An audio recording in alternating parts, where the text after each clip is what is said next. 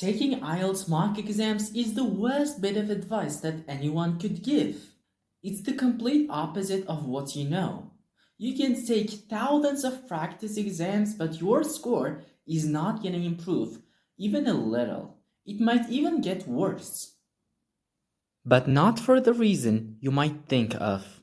Instead, start doing what I'm gonna tell you in this video and see a dramatic increase in your IELTS score.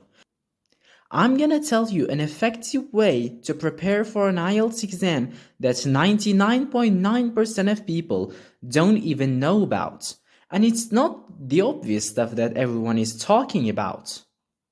You might already question yourself, why practice doesn't make perfect? What should I do to improve my score? And in this video, I'm gonna answer these questions.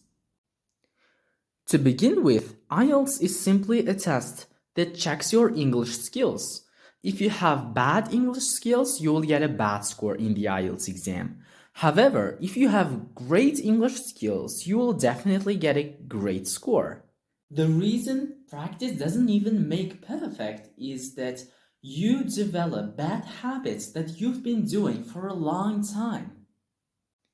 IELTS assesses language proficiency, including grammar, vocabulary, and coherence. Simply repeating the same mistakes without actively working to improve language skills may even hinder progress. Effective IELTS preparation involves a comprehensive understanding of English grammar rules and sentence structures. It's not just about knowing the basics, but also grasping more advanced grammatical concepts. You now realized why practice doesn't make perfect, and by the end of this video, I'm gonna tell you what you really need to do to improve your score efficiently.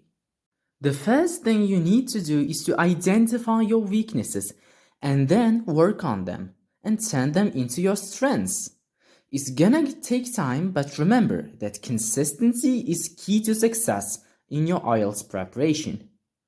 Wait, it's not all, because the next step that I've got can dramatically improve your score.